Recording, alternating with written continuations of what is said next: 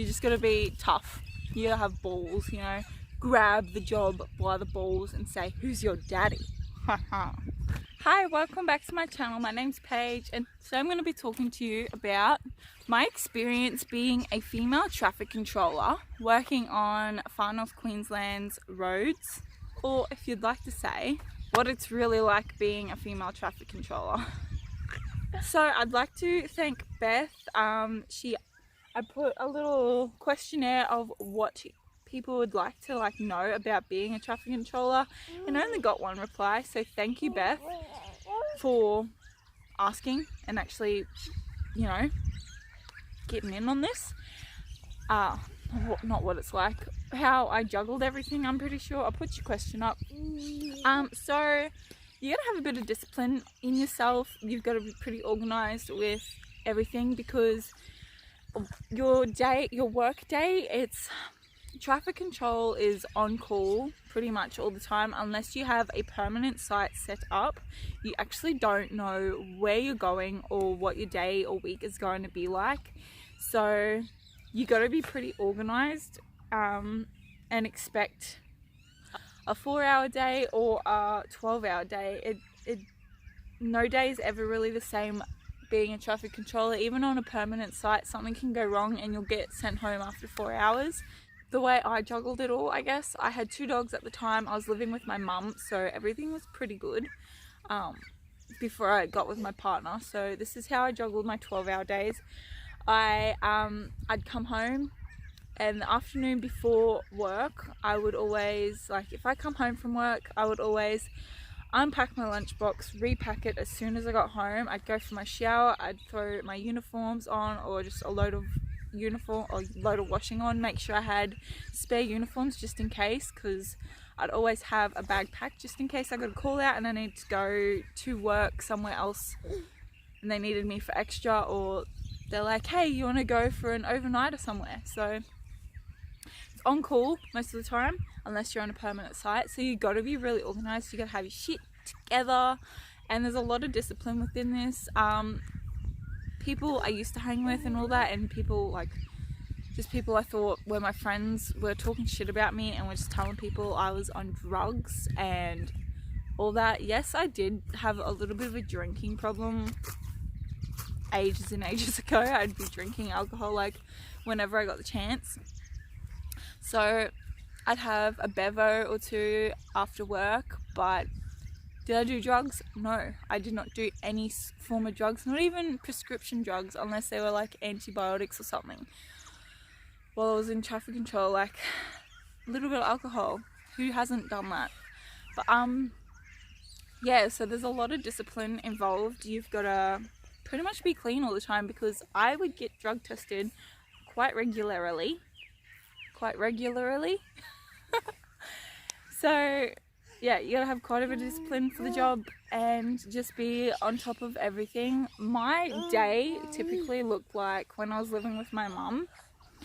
I'd come home, I'd unpack, repack my lunchbox, I'd de-stress, have my shower, make sure my uniforms are all in check, and then I had 2 dogs at the time, so I used to live in Silkwood, and I would run from our house, which was near the pub, all the way down to the other end of Silkwood with 1 dog, come back home, grab the other dog and run that again. Or if I was a bit slack, I'd just ride my push bike with the dog next to it, because I was working 12-hour shifts, so my dogs needed a run. They were probably on the chain all day or in the yard, wherever mum had them. I'd do that, I'd make sure they were fine, and then boom, I'd give them a feed myself, and repeat. Go to bed by 8 o'clock and start again. For work mornings, I used to get up 2 hours before before I'd even have to go to work. So it takes me typically an hour to wake up. So I'd wake up 2 hours, wake up in the first hour, have my shower if I wanted one, get breakfast ready, and then I'd probably be dressed an hour before I'd actually have to go and just chill out for half an hour, watch my morning news, and then I'd always leave to the job site. So if I had to be there by like 8 o'clock, I'd leave by 7:30. So I had that big gap, and if anything went wrong, I knew I was fine. So yeah, that's how I'd manage it. I hope that answers your question. It's like 5 minutes, holy moly. Okay, so what got me started in traffic control? So my father's misso's mum, so my nana, been in my life for 11 years, not really blood, but call her Nana. Hi Nana. I was looking, after this graduation, I was looking for what to do as a job. I had no clue where I wanted to be. I'd done bananas, I'd done bar work, I'd done a bit of everything, cafe, whatever you want to call it, and I just wasn't happy. Like, I needed something that got me out of the house and something that let me see something new every day. I hate sitting still, which drives a few people crazy. But I hate sitting still, so I thought, you know what, that sounds pretty cool. My nana told me how hard it was and how I wouldn't be able to do the job, because in traffic control, depending on your day, you can literally be standing in one spot for about 10 hours straight or 12 hours straight. So it takes a lot of mind power and, like, yeah, determination to do the job. So she told me that I wouldn't like it and it's just probably not the job for me. I took that as a challenge. I went and got my tickets, which were about $1,000 to get both tickets, so you can drive a ute, set a side up and hold a stick or lollipop or control lights or whatever you want to do now, whatever they do now. Done my tickets and got my first traffic controlling job in a little local company. Unfortunately, things went a bit askew-ish. I'm a bit of a straighty 180 company woman, try and do things by the book, try and do everything right, and unfortunately people either didn't like it, shit stirred about it, because I was like 6 months on the job, 6 months in the job and doing better than someone that has been on the job for 5 years. So yeah, I got a lot of shit. Quit that company and took a break for about half a year. Got a bit lost in my own life and was like, what the frig am I doing? I've got these tickets, we spent like $1,000 on them and they can make me more than that back. So I went back to work. That's what got me started. Went a bit off the topic, but yeah. So how long does a workday last? Typically it can last from 4 hours, which is the minimum time frame you can be paid for in one day. So like, you know, if you're at a cafe or some other job and they're like, yo, we don't need you today, and they give you an hour's worth of pay, that's not how it works for traffic control. You literally can show up for an hour, and if they don't need you and they just want you to go home, they'll write you a 4-hour min and send you on your way. So, a lot of companies like you to stay for that 4 hours, just so they're not paying you for nothing, and might give you a few little jobs here and there to do. But typically 4 hours is the minimum length a traffic controller works, and then the maximum length, I don't know how legislations go, but the maximum day I have worked is about 14 hours straight. 14 hours on the road is the maximum. Every 2 hours you get a break, so what, 2, 4, 6, 8, 10, 12, 14, that'd be about 7 breaks if your head traffic controller is doing everything right. So your day can last from 4 hours to 14 hours, and it just depends on the job site you're on. For local council jobs, it's more common to do a 4-hour minimum, 4-hour min, we call it. But if you've got like, and road laying crews, they'll sometimes give you a 4-hour min because conditions aren't right or something. But for permanent works or major road works and whatever else goes on, you can work anywhere from 8 to 14 hours in one day, just depending on the zone you're in and what the climate and conditions say you can do. So that's a work day. Our lunches, like our breaks, how they work is every 2 hours you're meant to get a break, and every 4 hours you're meant to get a lunch. If you start at 8, you'll get a lunch at 10, and that's a 15-minute lunch, and that a 15-minute break is 15 minutes. Usually you're meant to switch positions and that's your break, you get to stretch your legs, but how we do it, the head controller just goes around to each person and you can either go to the toilet, eat food, go for a little walk somewhere, come back and keep working. And then for your lunch break every 4 hours, it's half an hour, so you can literally like piss off, go to the cafe if there's one close by, go get a feed, stretch your legs, go for a quick little walk, just, you know, de-stress, because you're literally standing in one spot for 2 hours straight before you even get interaction. So yeah, so the problems I've faced, the breaks, sometimes you get a real a-hole that doesn't want to give you breaks properly, or the company you work for doesn't want to give you breaks properly, and they just make it really difficult and give the head controller too many tasks, so they're trying to do things and for the company you're working for and trying to handle their crew. So breaks can be an issue, but most of the time it's really relatively fine. So another problem is weight gain. You see a lot of fat controllers. You see a lot of overweight or obese traffic controllers. That's because you're literally standing in the spot all day, and I don't know how they do it, but a heap of them get like addicted to flavored milk drinks, and it's really disgusting. I tried doing that because I was like, hey, if you can drink milk all day, I'm gonna give it a go, and I got sick from it. So I don't know how they do it, but it's really gross. And you can, that's why I used to exercise after coming home from work. So weight gain is a real thing and it's not nice. Another thing, especially up in far North Queensland or tropical North Queensland, it is stinking hot, and I literally mean like stinking. Like, you can be standing there, it'd be a nice cool morning, soon as that sun's out, especially in the Cassowary Coast, soon as that sun is out, depending if you have a breeze or not, it can go from a nice chilled out morning to sweating your ring out, disgustingly humid. So heat exhaustion is real. The way I fought that was I used to take a lot of fruit, a lot of water, every now and then I'd take a Powerade, but if you have your right amounts of fruit and vegetables in your diet, you don't really need that. It's more of a high physical sport sort of thing, like replenishing everything. But I used to just take oranges and salad and apples, and sometimes I'd take a block of camembert and just sit there if it was a chill day. But yeah, heat exhaustion can really hit you hard, and that is one of the main reasons I've seen a lot of traffic controllers literally go to hospital.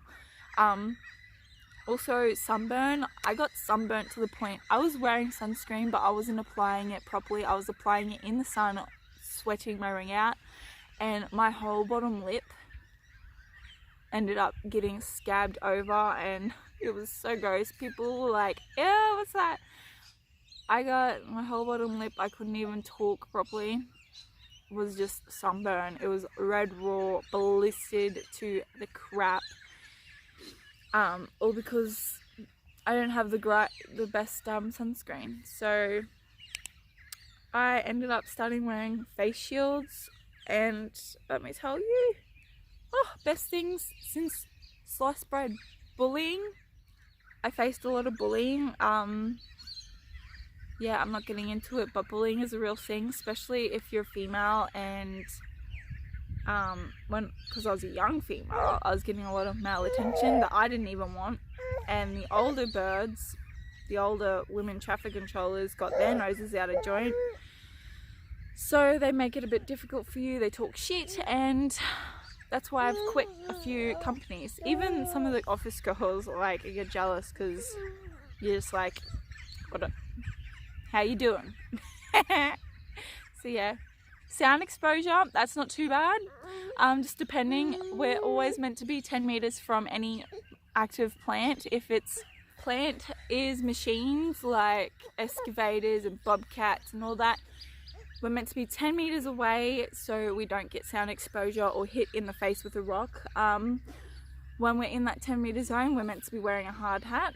So yeah, sound exposure is not too bad. Injuries, you can hop out of a car and literally fall down a drain or trip over rocks. There's a lot of injuries that can happen. I've nearly been run over.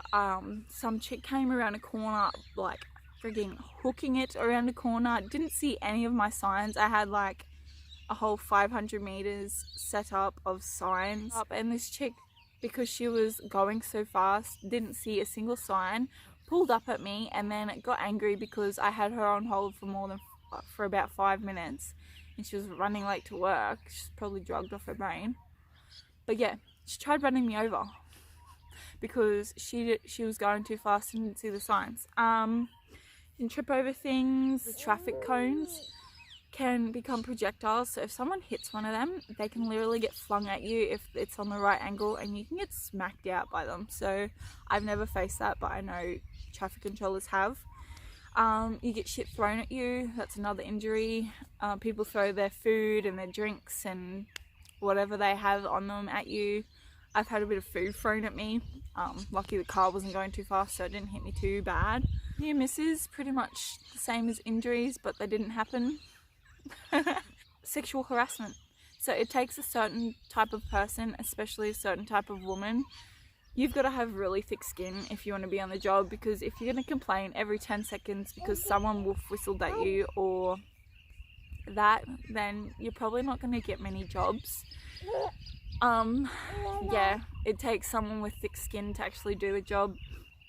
Sexual harassment.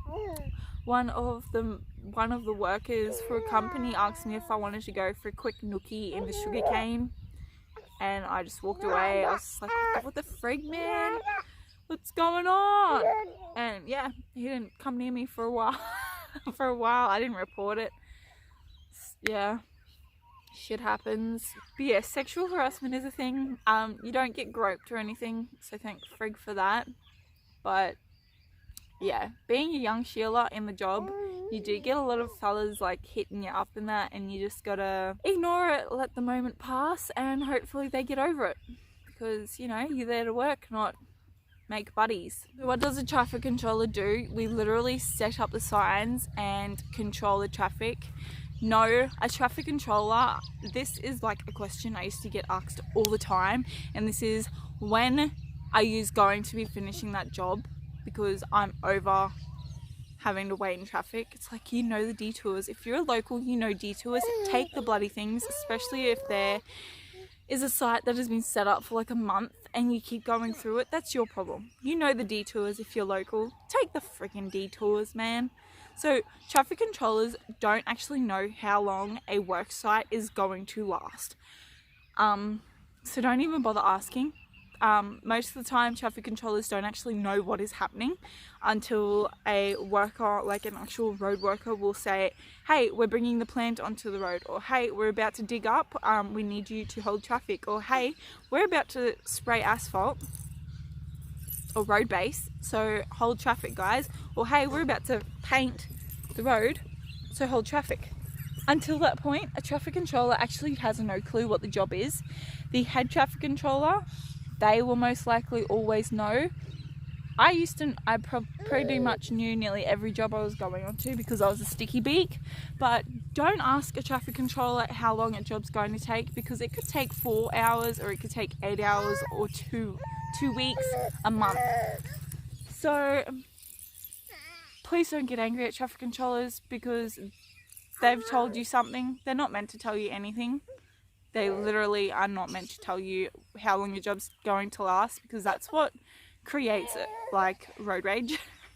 But yeah, traffic controllers don't actually know how long a job's going to take. I was on a few jobs and I was told by the road workers that we were contracted to that a job was only lasting a few weeks, and it came close to that few weeks ending. I told someone, and I literally got abused by quite a few people because the job went 2 weeks over finished due date. So yeah, don't bother asking, and don't bother asking like what the job is, because legally, literally, traffic controllers aren't meant to tell you anything. Another thing I've got written here is the job either makes or breaks you. Like I said, it takes a certain type of person to actually do the job, and you got to be very patient. I've learned a lot of patience from the job. Like I said, a day can last 14 hours and you're literally standing in a spot, one spot. Unless you've got multiple sites, you are literally standing in one spot for that whole 14 hours. Take an hour off for all your breaks. That's like 12 to 13 hours of standing in one spot. So yeah. Okay. So it's not like heaps long. I'll try and get everything into this. I'll just read you out the rules that most traffic controllers have to follow. Not everyone follows. So what rules do TCs, traffic controllers, have to follow? Now, this may surprise you, but alcohol level has to be at 0 at all times. Same with drug levels. So alcohol and drugs, you cannot have anything in your system whatsoever. Police don't actually know this, but they can drug test you or breatho test you while you're standing on the road. Your ticket is part of your license. It is literally your license number, and yeah, it's the same rules as driving a car. If you are holding a bat on the side of the road and a copper actually asks to breatho you, they can actually do it. So head of the company usually comes and lick sticks you, which is just a drug test, like a licky one. If you fail that, then you have to go and do a pee test, and if it's in your system, in your pee still, you can lose your job. Like, I'm pretty sure most companies are like 0 warning. You lose your job as soon as you fail a drug test and an alcohol test. I've never even failed either of those, and yeah, I'm pretty sure an alcohol test you get stood down but you don't lose your job because alcohol isn't illegal. So yeah, and same with smoking. You're not actually allowed to smoke on site anywhere like where you're meant to be working. So if you see a traffic controller smoking a cigarette, most likely they're not meant to be doing that. It's meant to be completely out of the public's eye if they want to have a durry. So this one probably never knew, but you must never have your back to your turned like to your oncoming traffic. So if you're standing on northbound and you're looking northbound, that's a big no-no. You can get hit, like you can die. So you don't have your back to the traffic. People try and run you over when they know you're not looking, so you can't see who's done it. Yeah, there's many reasons. I'm not diving too far into it, but you must never have your back to the traffic. That's like the biggest no-no ever. But traffic cones, traffic lollipop sticks, traffic signs, they can all be classed as projectiles if they are hit by a car or thrown. They are classed as projectiles and they can like literally impale you. So you must always like have when you're standing on the side of the road, you must, like, as a traffic controller, you must have a 10-meter radius of escape route, and always know your escape routes. So yeah, if someone tries running you over or something comes flying at you, or someone hit like rear end someone and that car just like tries to smash into you, you must always have a 10-meter radius of escape route. So if you see a traffic controller sitting on the signs, ring them in, because that is freaking ridiculous. You're not meant to do that. So traffic controllers must follow all the signs that are put out by them. If there's 40Ks, they're not allowed to do over the 40Ks. They can't just cancel it out unless there's like an emergency on site and they need to be there like quick smart. Everybody on site is meant to follow the signs like everybody else. There's a yes and a no. Traffic controllers can actually overrule emergency services. Not because they're assholes and don't want emergency services doing their job. It's literally to keep everybody safe. So controllers always try and get, if there's an ambos like blaring through with their sirens and lights going, then they've always got like right of way. We always try and make sure they get through as fast and as swiftly without any problems, like ASAP. Police, if they've got their lights flashing, we try and get them through, but they don't have someone dying in the back. So if it's not like viable, we try and get them through, but it's not always going to happen that way. Fireys are like ambos. We try and get them through as soon as possible, but like I said, police officers, they don't have someone dying in the back, so if we have to hold for a few seconds before everything's clear, we will hold them for a few seconds. Ambos, the men in the middle will literally like shove over and make a path as soon as you say ambos are. As soon as a traffic controller hears ambulance sirens and lights or can see them, as soon as an ambo is visible, traffic control will say ambos are on their way, and everybody literally just clears a path for them. So yeah, and same with fireys, but police officers, like I said, no one's dying in the back of the car, hopefully. So if there's a job that someone's trying to do, it gets done and then they push them through. So emergency lights always have right of way, but we can overrule them and stop them in their tracks if it's not safe. Like I said, in emergency situations, emergency services are always put first. We aren't literally doing it just to be bastards. This wasn't on my list, but I thought I'd let you know. What is a traffic controller's actual job? And if a traffic controller doesn't actually say this to you, then why the frig are they even in the job? What a traffic controller should be standing for and what their job actually is to keep the safety of everybody on site in their mind. You're meant to be making everybody... So the way a traffic controller should look at the job is, you want to get home, the traffic controller wants to come home alive, and everybody else on site wants to come home alive. Everybody driving through the site wants to come home alive. So traffic controllers literally hold the life of the public and the workers' hands in their hands. So there is a lot of pressure on traffic controllers, and I'm not a traffic controller anymore, but when I was, we get a lot of hate, and it's kind of disgusting because we can't control how the day is going to go, how long the day is going to last, yet everybody wants new roads, everybody wants jobs getting done, everyone wants potholes getting fixed, yet we get the most hate because we're the ones stopping the drivers in their tracks because a job's trying to get done. So instead of yelling abuse at traffic controllers, please think of how long they've actually been sitting there for. And remember, their job is literally to keep the driver, so to keep you safe. So don't give them curry. And instead of yelling abuse, giving them the finger, flipping the bird, give them a wave. Say thanks for doing your job, mate. And be happy that they're there, because if roadworks were to go on without traffic controllers, there'd be a lot of crashes. There'd be friggin' trucks running into people, and yeah, it'd be a whole shit show. So be kind to a traffic controller, don't be an ass. Yeah.